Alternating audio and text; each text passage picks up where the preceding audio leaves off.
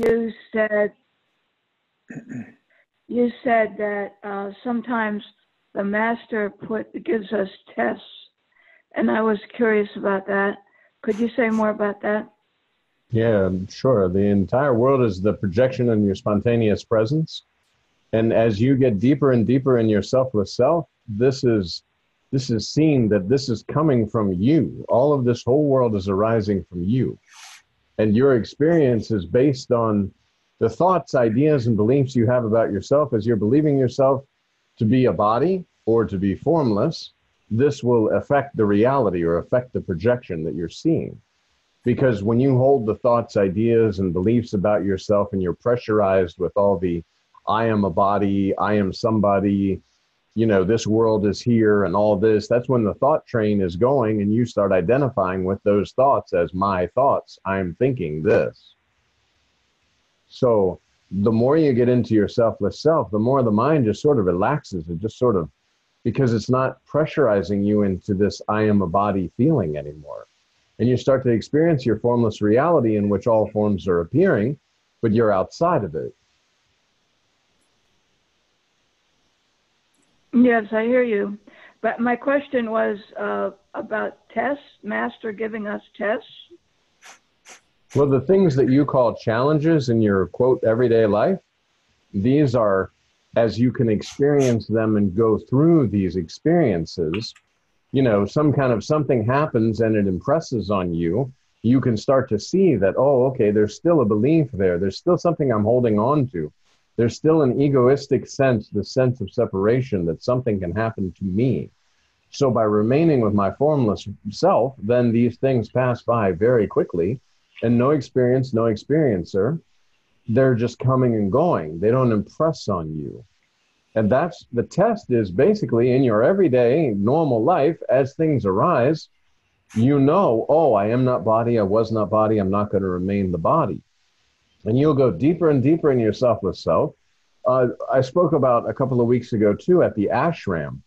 When you know, like in the ashram setting, and I told this to another devotee, that everything that's occurring in this ashram, just as a minute kind of overview, everything that's occurring is your selfless self sort of seeing, okay, your selfless self in the form of Sri Ramakant Maharaj has given you a mantra and said, this mantra, when things are happening, you go to mantra. Don't go to all these outside happenings that appear. If you stay with mantra, you'll go through the experience without creating an experiencer, because the mind is kept busy with mantra.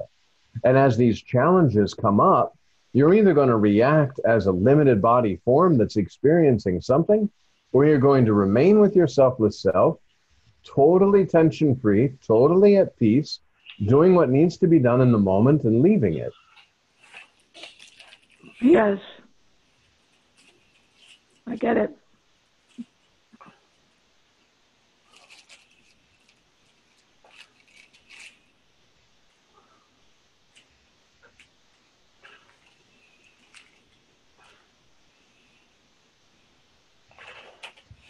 Oh, we have somebody else, Rami. Hello, Rami. Hello.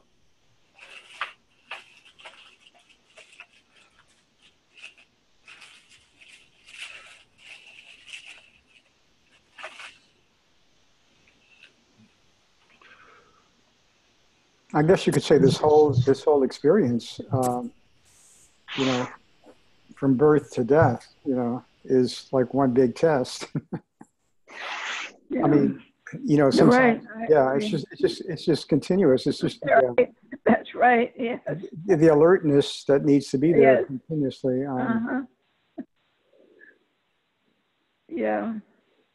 Yeah, once the conviction comes, the spontaneous conviction, oh, so that I. And you remain just as sort of this formless knower of this sense of presence. And you're continuously just monitoring and looking at this presence, basically. This presence can be felt using body form. And now that's it. All these things are arising on presence, so you don't have to give yourself away for that. Nisargadatta Maharaj says, remain with the I am.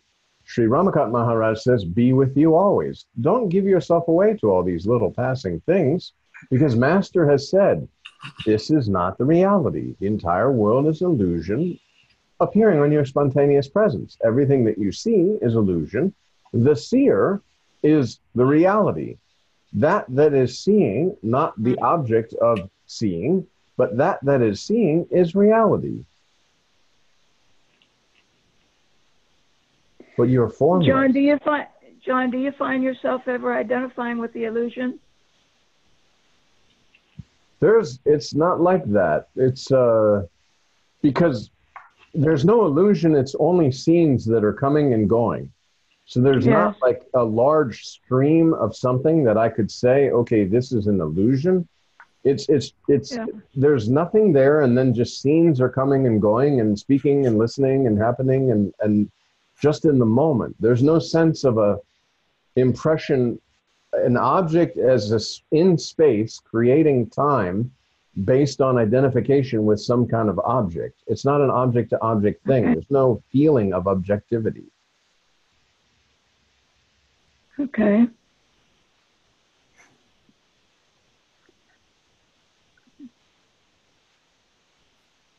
This is the reality when you're not impressing on yourself that you're a limited body form.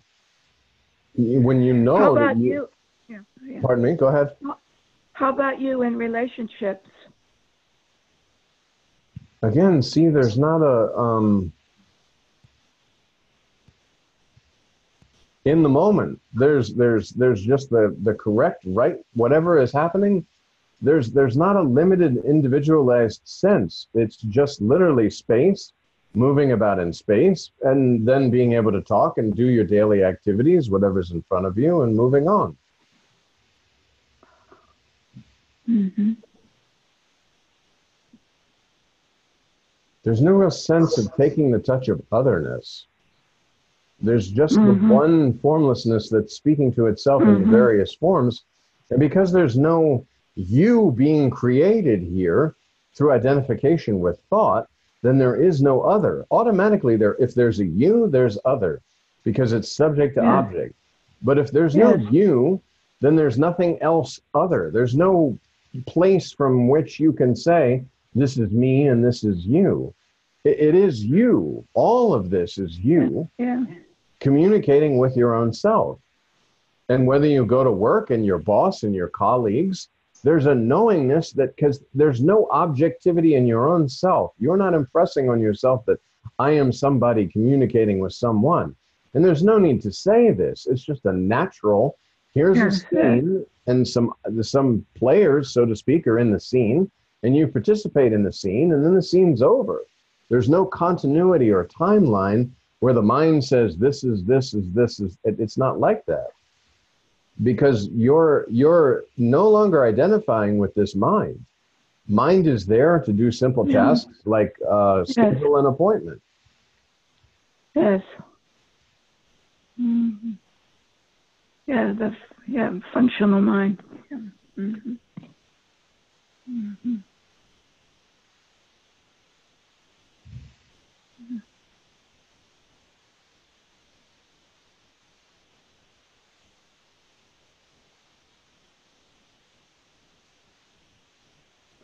I guess the word relationship means two, and there's not two. Yeah, unless there's a you, there won't be other. Yeah.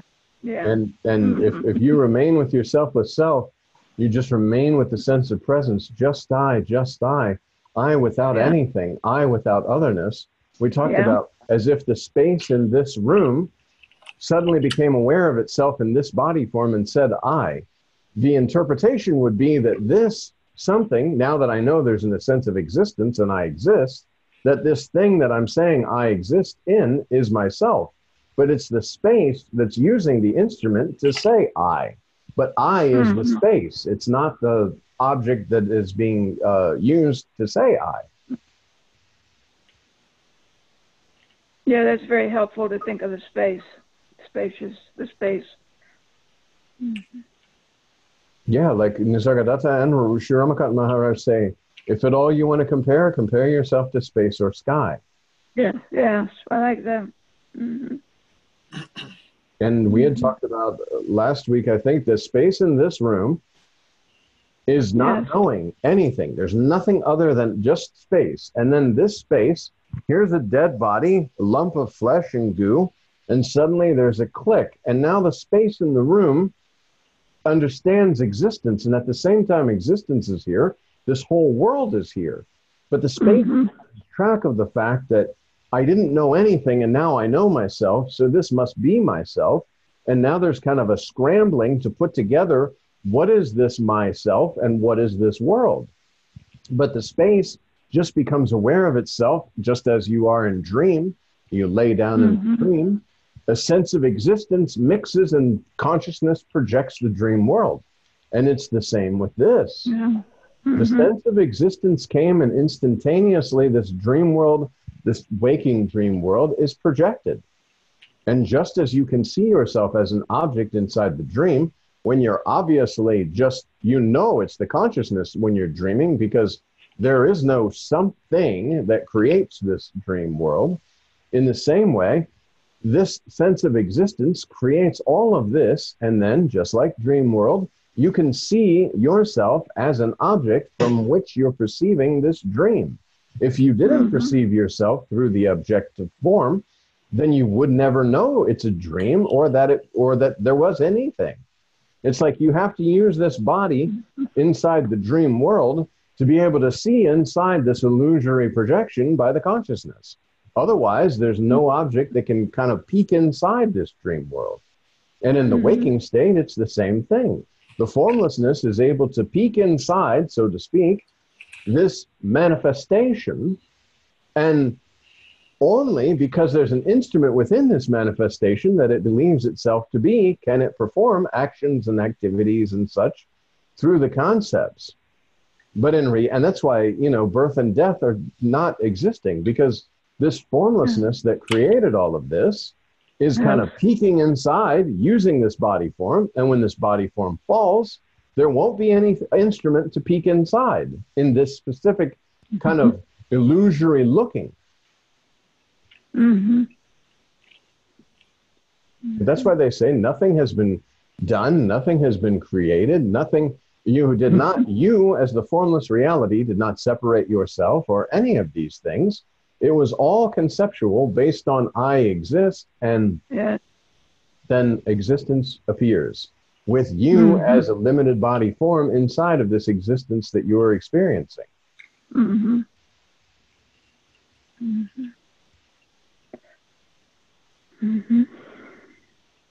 But it's like a momentary speed bump. Oh, hold on. Your voice is not clear. I am sure the internet connection is good here. My voice is not clear? Okay.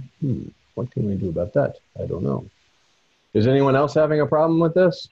No. Who said that? I don't see anything in the chat. It says from Rami to me. Oh, it says privately. Sorry about that. I read it out loud. Your voice is not clear. I am sure the internet connection is good here. Yes. I don't know what to do about that. Is anyone else experiencing this not being able to hear? No. Or, Fine. No, very clear. okay. Must be something with the internet or with the connection the person has. Yes Hey, means it is. I just noticed I've got my name up there instead of that funny long. Oh, yeah. Ah, very good. Chris, did you fix it? I didn't do anything. There you go. Oh, that's interesting. Yeah, it is. I didn't do a thing. Oh, I pressed on something. It said something about internet connection or something, and I pressed some button. As you can tell, I'm highly technically sophisticated. You're obviously smarter than you think you are. There's your name, Trish. Oh, there's a little green lock that appeared in the top corner. Zoom is using an end-to-end encrypted connection. Oh, wow. Okay. Didn't know that. Yeah, I just noticed that in the corner. Well, That's good because then it means the Russians aren't listening in. I'm sure they're really interested. Yeah. There's no other, so they can't consider that they're the United States. I think I have to turn on the light again. I'm going dark all of a sudden.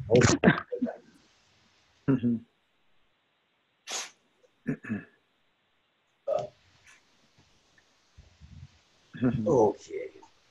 Oh, we can see you pretty well. Yeah, that is better. Okay, yeah, sorry about that. So, John, is your air conditioning working now? Yes, but it's not really warm, so I just have the fan, and that's why I'm back in the kitchen. It's just fanned. The AC is in the bedroom, but it's not like so hot that I couldn't. Last week, I absolutely could not do it from Yeah, here. that was too. Yeah. Well, it looks like the lighting is better where you are in the kitchen. Yes. Yeah.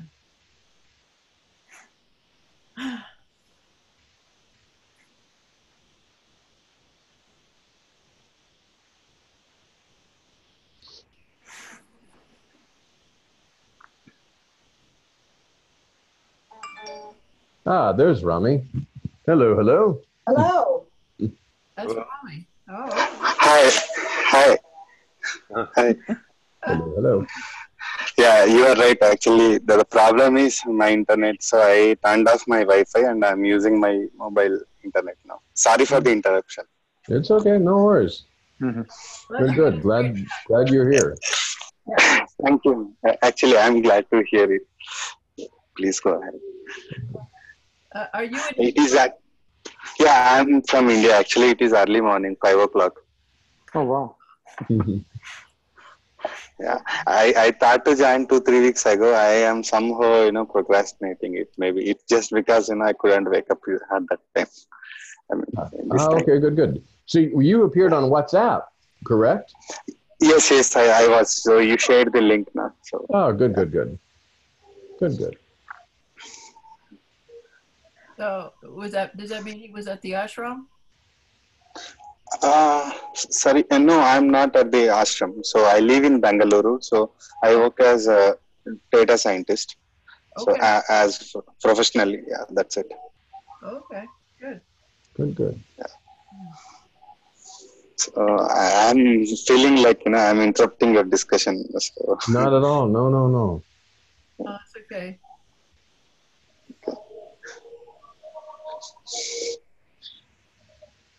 Actually, I can't see properly without specs.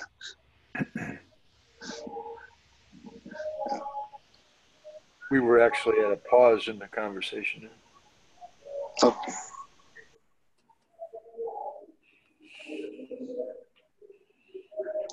Hello, John. Yes. Can I ask you a question? So I'll turn off my video. Yes. Yeah. So the question is, like Krishnamurti says, choiceless awareness is attention. And when the false self, stops, playing, or, when there is no self, then that will become, that choiceless awareness, that is like, he says like that is absolute. So, but to aware of, to be aware of, not aware of self, it's very difficult because always my mind, comes and suppose, if I see some woman is going, okay, maybe, my lust or something will come into the play. Or if I see some good food, and my previous experience will come and play there. Or if I read some book or if I see some book, whatever the books I read, that will come and interfere. If I see my mother, my experience associated with my mother are coming. Like if I see her through the senses, like with my eye, I'm able automatically those experiences are coming and playing. So, but how can this this memory stop playing? Like memory means, suppose I know John Richards has Ramakant Maharaj disciple. I heard the story that when he got the first Nam mantra, immediately he got some kind of experience. Then he changed completely. That information immediately pops in mind whenever I hear this name, this sound, John Richards. Like that, myself this, the so-called self is interfering everywhere. How can this can be stopped? You were I'm given. feeling Go ahead. Nam mantra. I got Nam mantra. I feel like it's routine repetition. Like that's why I stopped doing that. Sorry that I'm saying this. That doesn't mean that I'm suspecting our guru or nothing. But somehow I couldn't convince that helps me. Yeah, Nam mantra is very important to get rid of, and spending time with your own selfless self. See, when you spend time with yourself, especially in meditation, if you're doing meditation and you're sitting in Nam mantra, then you start to experience this formless sense of presence. And it's the just I. As when Nisargadatta Maharaj says, when you wake up in the morning, it's just I, without anything. And this sense of presence. That is just presence. Yes, just the presence. And you just remain aware of this presence because you're the formless knower of this formless presence. And everything is arising on this presence. When you just remain with yourself in this sense of presence, then thoughts about anything to do with the body, mind, ego, intellect, and all of these things, they won't impress. You'll start to be able to go through experiences. Is there singing in the background or something? I'm hearing singing too. Yeah, like this. Murray, you have earphones? Sorry? Do you have earphones? Yes. Cool. Okay, I am taking out my earphones. Give me. Okay. Hello? Yes. Is better? Yes. Well, I can still hear the music, but it's better that it's a little bit lower so that I can speak a little bit. When you continue to do mantra, see, the thing is, and how I was speaking, when you were talking about the experience of Maharaj gave mantra and then this experience happened of no experience, this experience of no experience was created by remaining with selfless self, inviting the attention of the invisible listener through mantra, and then going about the everyday activities without this mind kind of commenting, because mind was kept busy with mantra. So these experiences that you're experiencing, there's no experience, no experiencer, because the mind is not telling a story about this experience that's just a natural happening. You, the selfless self, begin to see through the illusory layers. All these illusory layers on presence, like what you said, this is my family, this is this. Just remember, it's your body's family. The body is having experiences, you are not, because you're formless. And Maharaj uses the example all the time in the ashram of the sky or the space in the toilet and the space in the ashram.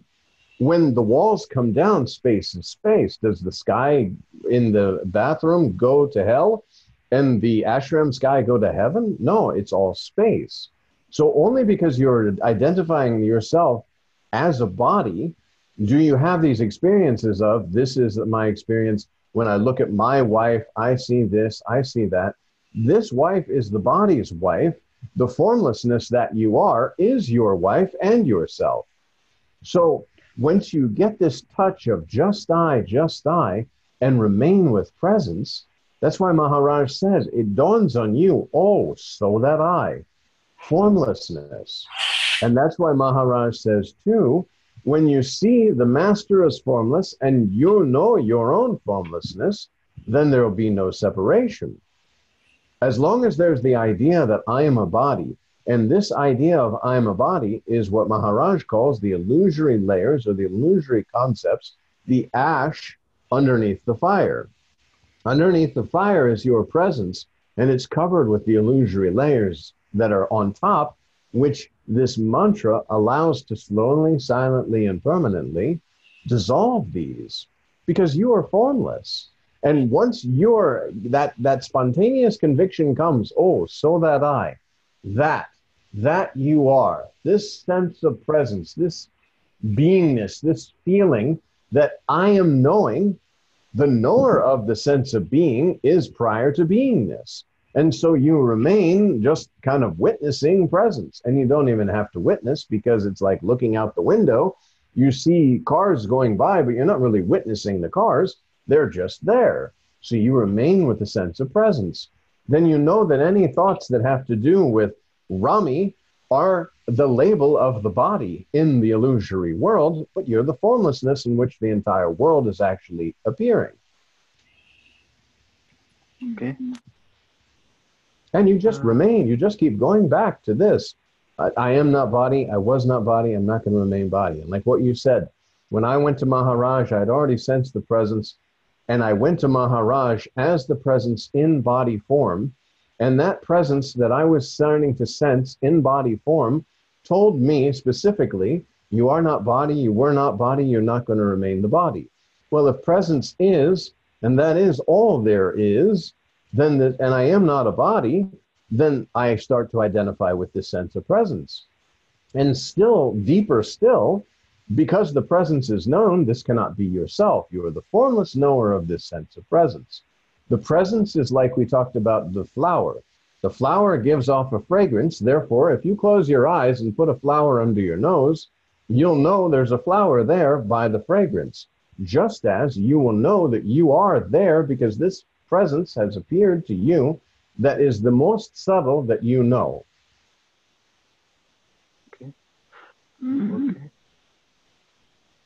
So, like, is this presence, like, is this the same presence listening now?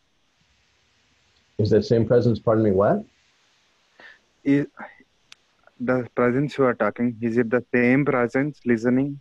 Is it the same presence Absolutely, talking? yes. The invisible listener. The invisible, when Maharaj talks about the invisible speaker, the invisible reader, the invisible listener, and how you're reading the reader's story, the recognition and the projection, oh, so that I. All the books are telling you that you're formless. Brahman, Atman, Paramatman, God, Master are the labels that have been given to this nameless, formless you. The invisible, unidentified, anonymous identity. That you are. That you are is that sense of presence. And like Nisargadatta Maharaj says, when he says, remain with the I am is the sense of presence. And when you remain with the I am, and you're only seeing this sense of presence, when I say seeing, it's a feeling, it's a sensation. This is presence. And then I step back, I know this presence. This is the first knowingness, or as it talks about in the books, the Maya. The first illusory concept is I exist, because this that you are, the space in the room, had no sense of itself or existence or anything until it clicked with a body form and said I. And then by removing the illusion, you get to know that the space is there because it was the presence that clicked. And that's the whole idea of, that's why you know, when you know yourself in the formless sense, you know that this sense of presence appeared to you. Therefore, whether presence is or is not, you are, because you were prior to presence, prior to beingness. And then the beingness is body, mind, ego, intellect, the next layer on top of this sense of presence, in which all of this is working and occurring, and all these things seem to be happening. The five elemental world, which this body is just a five elemental lump of goo, that presence has appeared and said, I, and known existence through body form. Okay.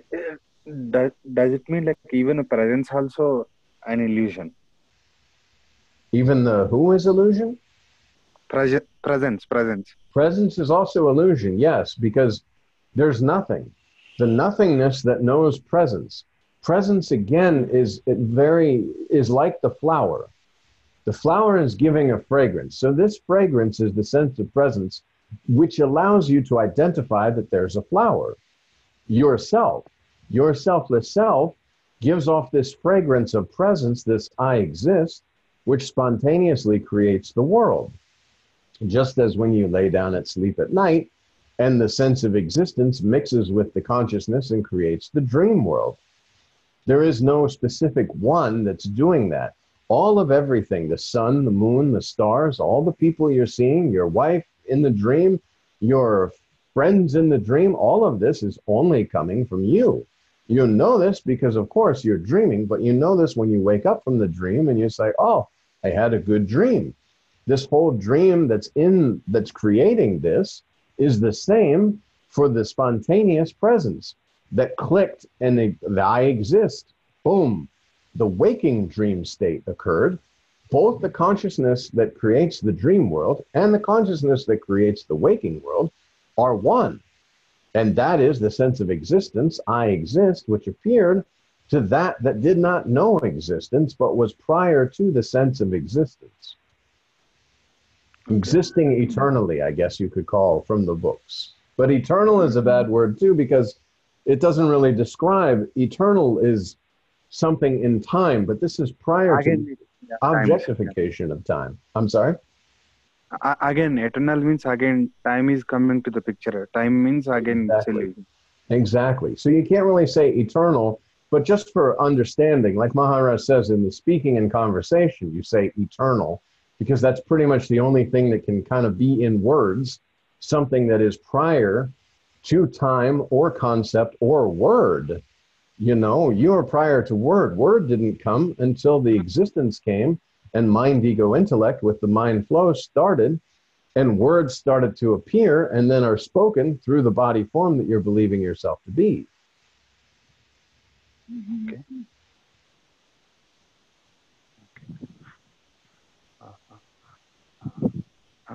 John, hello? Yes. Then, like if we meditate, you feel like, the mind is nothing but, movement of energy.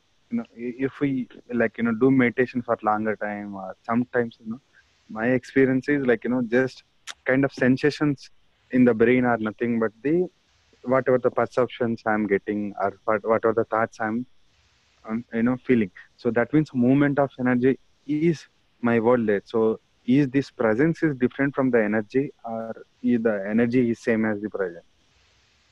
I'm assuming that is because when I used to experiment as a kid, like when I used to play with the cells like batteries, we use for charging. I mean to like for electric light we use the batteries. So Yes.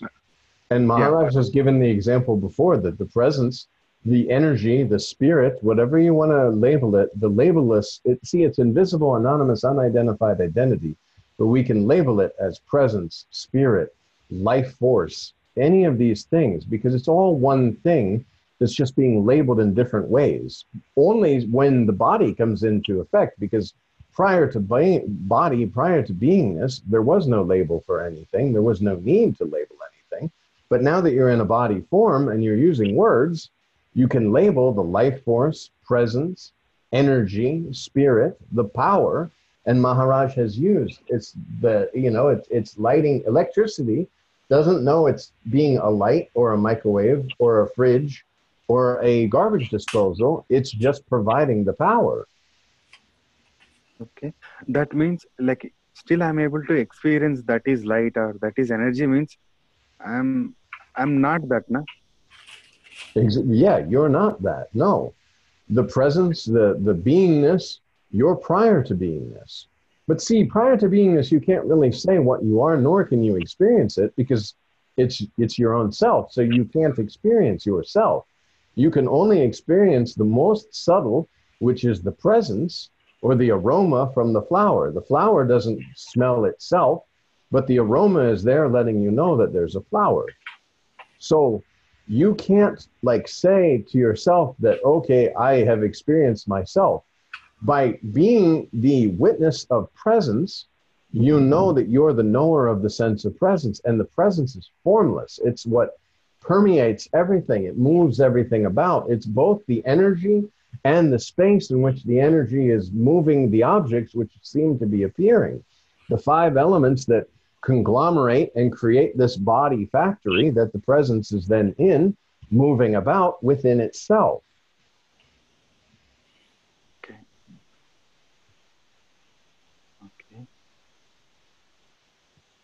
And in meditation, The deepest meditation is to concentrate on the center of concentration.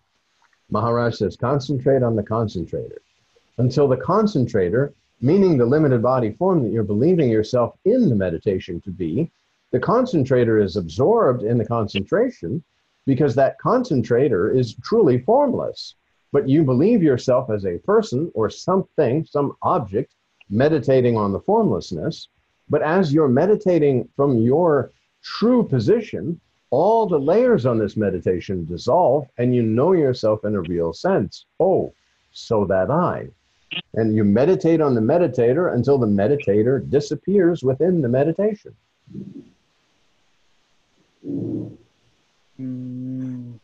Okay, I couldn't follow here. Okay. You see, You said the meditator is you believing you're someone doing meditation. I am doing this Nam mantra. Even if I say, okay, I'm selfless self, using body form to perform this mantra. Eventually, you'll just hear this mantra running, and you'll listen to the mantra and be less of a doership. And by doing this, you're tracing it back. You're inviting attention of the invisible listener that all of this that's appearing on spontaneous presence is illusion. This body named Rami that's doing meditation is an object within the meditation itself. Because the meditator that you are formlessly is meditating by dissolving illusion. And Rami and the body that you're believing that is labeled Rami, that you've believed yourself to be for a time, is the dissolving illusion on your spontaneous presence. so. Okay, it is like the repetition of Nam mantra. Like now presence is identifying itself with the thoughts or with the body, but with the repetition of the mantra, it will start identifying itself. That's what Exactly. you are saying. It doesn't really have to identify itself. It just has to clear the illusory layers that are covering the presence. See, it's confusion. It's like looking out of a window and seeing all the different objects going on outside and being drawn into, like watching children play, but you're sitting there watching children play. So you're drawn into the illusory whatever by this mind flow, identifying with a body named Rami, and Rami is doing these things, and now Rami is trying to meditate and remain with selfless self. The truth is, it's the consciousness that's meditating on the consciousness, or the presence that's meditating on the presence. The illusory layer is the Rami and the body in the world. And all these illusory layers are being dissolved. See, because it's the reality, there's nothing really to do or to find. It's just a clearing. It's a removing of all the illusory layers. As Maharaj says, the ash that's covering the fire, you remove the ash, fire's there. Fire's everywhere. Fire is the sense, your selfless self, invisible, anonymous, unidentified identity that right now believes it's visible, is identified with a body form, and has the identity of Rami.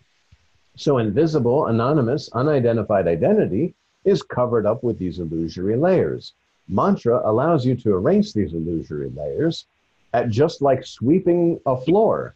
You keep sweeping, floor gets a little dirty, you keep sweeping, and by continuous repetition of the mantra and impressing the reality rather than the illusion, because see, one illusory concept can create and birth thousands of illusory concepts. And the first concept is, I am, I exist. So all of these are on that. And when I sit there and I say, this body labeled Rami is doing this meditation, is in this world, is trying to get rid of these thoughts, the thoughts that are flowing about Rami getting rid of these thoughts create more thoughts on how to get rid of these thoughts. But mantra doesn't, there's no mind tricks. You're not engaging mind to get rid of mind. Instead, you're just sweeping the illusory layers. Maharaj has called it the antivirus software. Your mind is filled with all these viruses, all these bad programs. And this is an antivirus software that slowly, silently, and permanently removes all of that. Okay. Okay. John, then, okay, like, what is the difference between in the deep sleep? Okay. Oh, in normal sleep, my experience is in the normal sleep also many thoughts, some kind of dreams always goes on. But there would be a state, I think, maybe, it's not a waking state. It's neither waking state nor the dream state. It would be deep sleep. But I think whatever you are talking about, now, like, like this false self, being interfering with the presence, that is not there. But why, I don't know that state. Well, deep sleep, you don't know yourself. There's nothing to know. Deep sleep, that's why when you start to know yourself, that sense of existence mixes with the consciousness and produces the dream. But when there's no sense of existence in deep sleep, there's just a deep sleep. Now, you, the spontaneous presence, are of course there, because if deep sleep appeared, it appeared, you go to sleep, you have a dream, you go to deep sleep, and then you wake up. But that one continuum is the presence on which all these states are appearing. So otherwise, you would just lose yourself. You go into deep sleep and just be gone because you have no knowledge of yourself. But this that has no knowledge is knowledge and ignorance combined, because there's a knowing and a no knowing. You don't know yourself, and yet you knew existence of this existing. So you had to be there for these different states to appear. The dream that you're talking about, when the mind is activated, is the sense of existence that creates the dream world through the dream consciousness. And then the waking world, when you're believing this one continuum, when you're believing that there's another state called waking, then you are creating the waking world through this waking consciousness. But that all of that came along with body. That means, deep sleep is no different than the waking state. Huh? That means like it is also an experience, but I don't have any memory about it. Is it? It's like, I think Nisargadatta Maharaj causes it like swoon or unconsciousness. You go unconscious, and yet there's a background on which unconsciousness has appeared, or on which swoon has appeared. Yeah, it is there, because unless it is not there, like if somebody calls me, how can I wake up? Still, Exactly.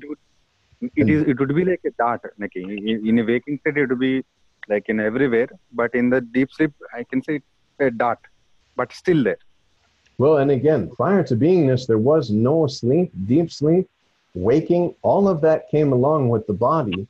When existence, that sense of existence, when presence clicked with the body and you said I, these different various states appeared on your formless nature, which was attributeless and formless and without any state. The sense of existence and then the identification with the body form that goes through these various rituals of the state of sleeping and deep sleep and waking up. But that's again assuming an individualized sense of self rather than just remaining in your formlessness. Okay. And the formlessness, you could say, is like deep sleep, but it's a very aware presence. You're formless, but fully aware. It's not just unconsciousness where you're kind of unconscious and formless. It's an aware presence. It's aliveness, I guess, is the best. It's very difficult.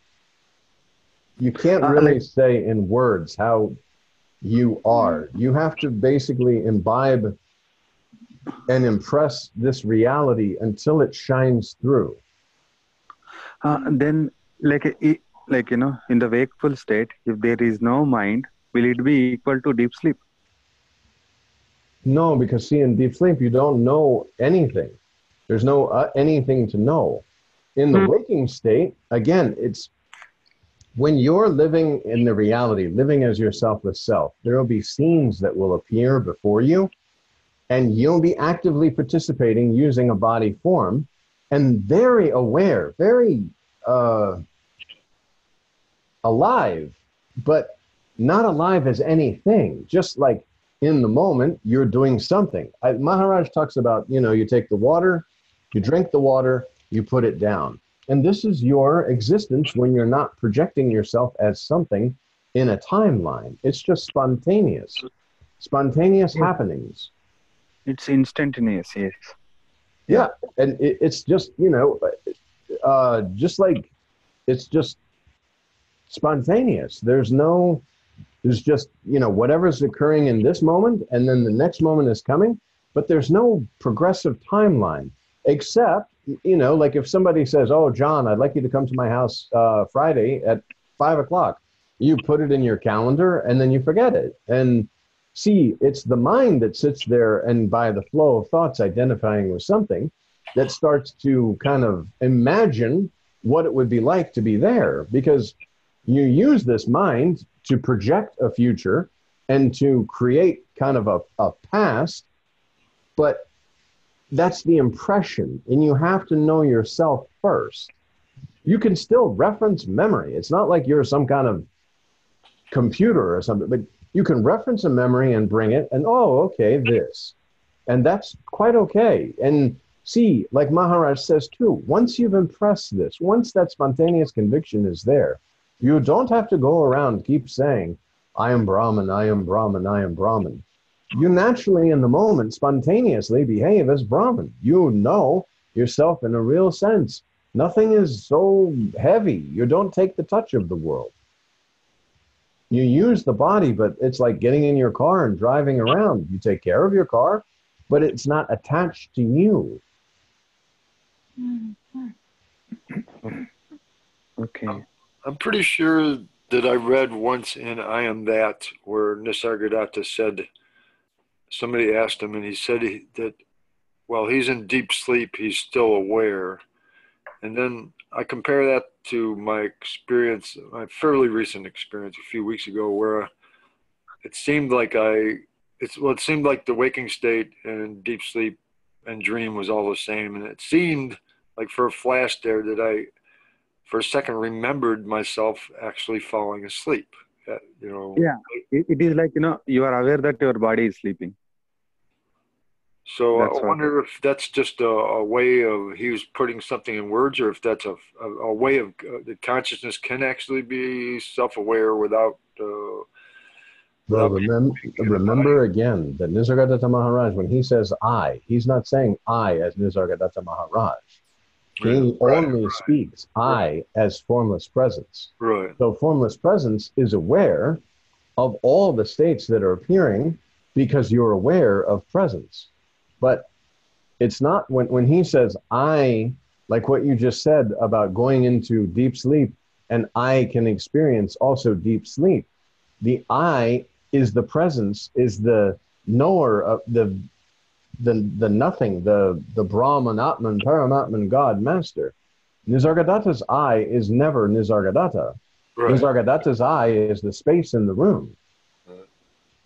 And there's a knowingness, an identification instead of a limited body form. I, as the space, am speaking to myself, the space, in the form of, or that's occupying the form of, Keith. And then saying that I'm aware of deep sleep because I'm aware the existence, the sense of existence creates the consciousness in which all of the awareness is occurring, and in which waking, deep sleep, and dream state are all occurring.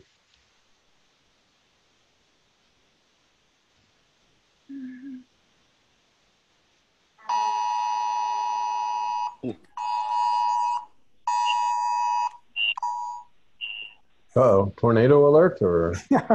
The weather here in New Orleans is really bad right now. It's storms and lightning and thunder, and so that was my distraction.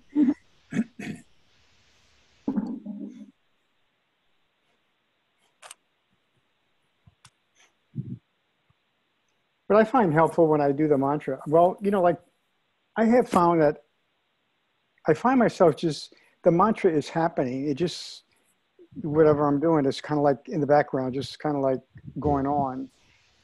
And, you know, like also like different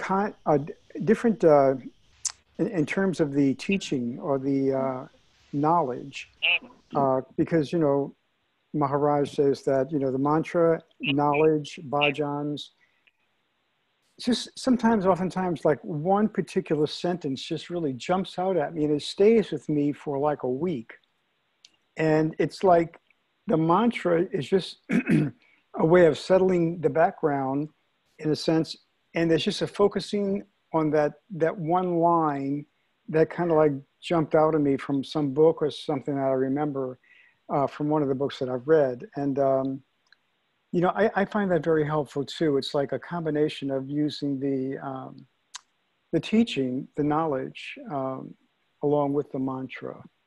And it's, you know, like it's always something very, very particular to my experience in any particular moment, that sentence that may just jump out, you know, and so I find that very helpful for myself.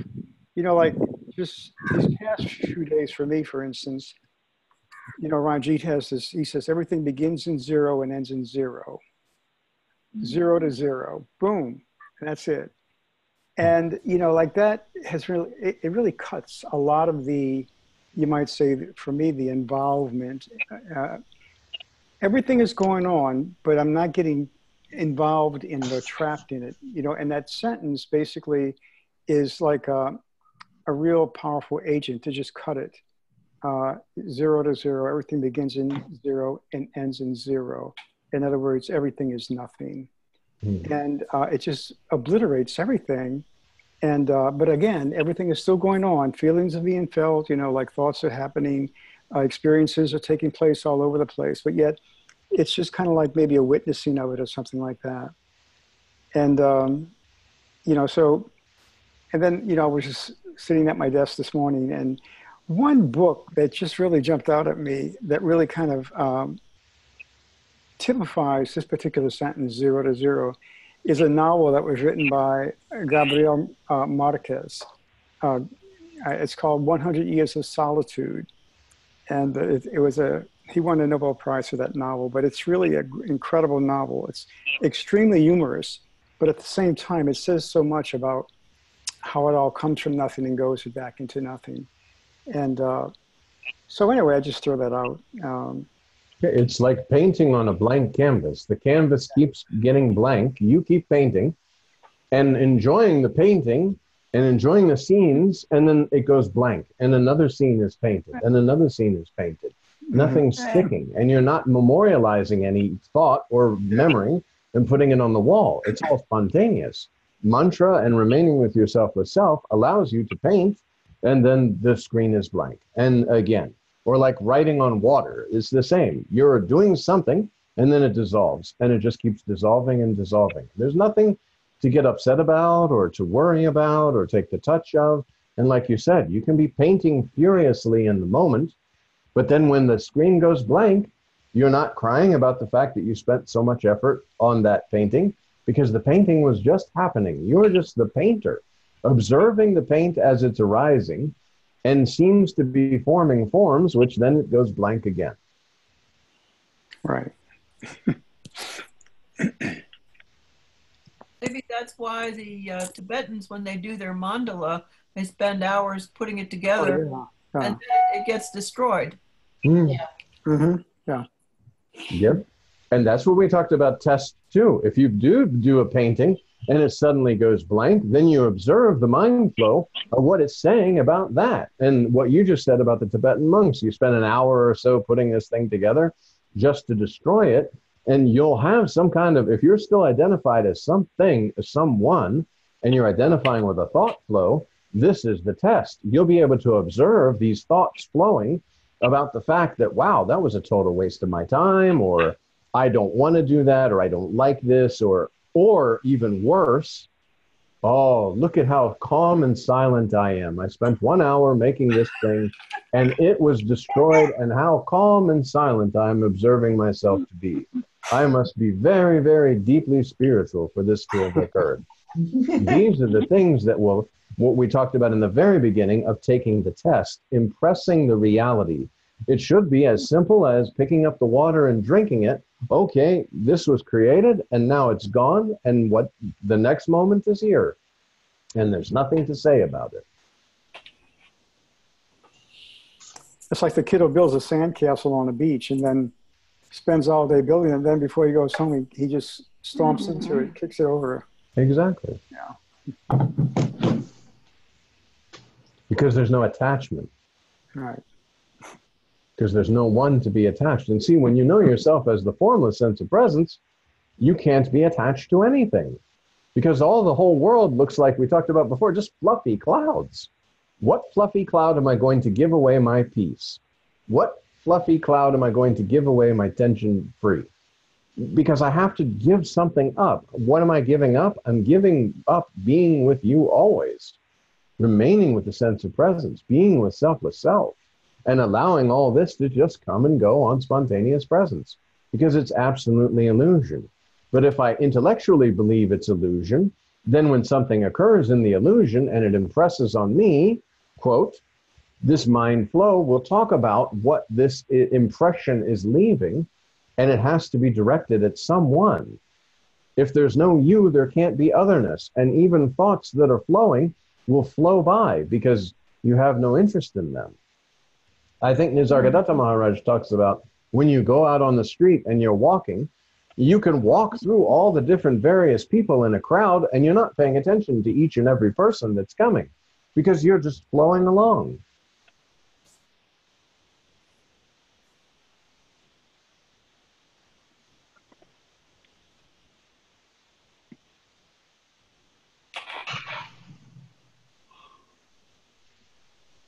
This is all very helpful. It's a session I think I want to listen to again and just let it sink in deeper. And what you said a while back about intoxication of the formless, it really resonates. Absolutely. Absolutely. You use this body as a cup to dip into the nectar of selfless self. And that sense of presence becomes selfless self-intoxication. I don't want anything other than this. Yes, very deep. Oh, maybe that's time, John. Indeed, yes. Thank you, everyone. Very nice. Thank you, John. Thank you. Thank you very much. Thank you. Bye. Bye. Bye.